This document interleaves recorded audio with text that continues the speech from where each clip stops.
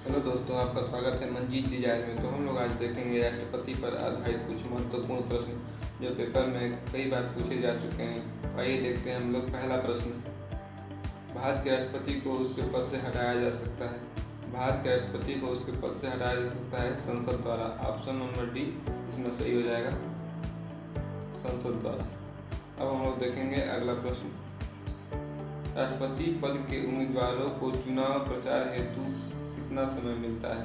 राष्ट्रपति के जो उम्मीदवार होते हैं उन्हें प्रचार प्रसार के लिए 2 सप्ताह का समय मिलता है। Option number B is right answer. अब हम लोग देखेंगे अगला प्रश्न, भारत के राष्ट्रपति का चुनाव कितने वर्षों के लिए होता है। तो भारत के राष्ट्रपति का जो चुनाव होता है वो 5 वर्षों के लिए होता है। Option number B is right answer. अगर आपसे क्वेश्चन में ये पूछ दिया जाए कि किस देश के राष्ट्रपति का चुनाव 4 वर्षों के लिए होता है, तो वो होता है अमेरिका के राष्ट्रपति का जो चुनाव होता है वो 4 वर्षों के लिए होता है। इसका ध्यान रखेंगे हम लोग। अब अगला क्वेश्चन देखते हैं हम लोग, राष्ट्रपति पद के चुनाव संबंधित विवादों को किसे निर्देशित किया जाता है। तो राष्ट्रपति के जो चुनाव में कोई दिक्कत आती है उसे कौन देखता है, उच्चतम न्यायालय। Option number D is right answer.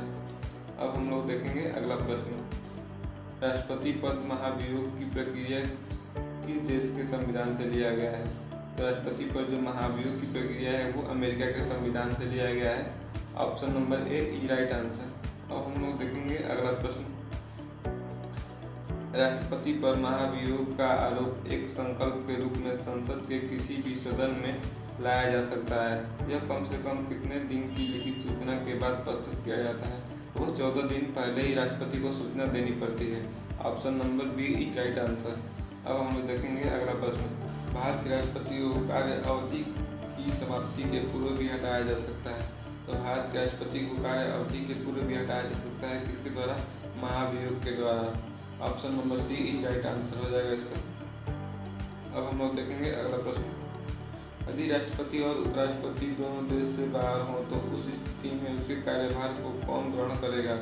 यदि राष्ट्रपति और उपराष्ट्रपति दोनों देश से बाहर होते हैं तो उस स्थिति में सर्वोच्च न्यायालय के मुख्य न्यायाधीश उस कार्य को ग्रहण करता है। Option number C is right answer हो जाएगा। अब हम लोग देखेंगे अगला प्रश्न, भारत का राष्ट्रपति अपना न्याय पत्र किसे संबोधित करता है।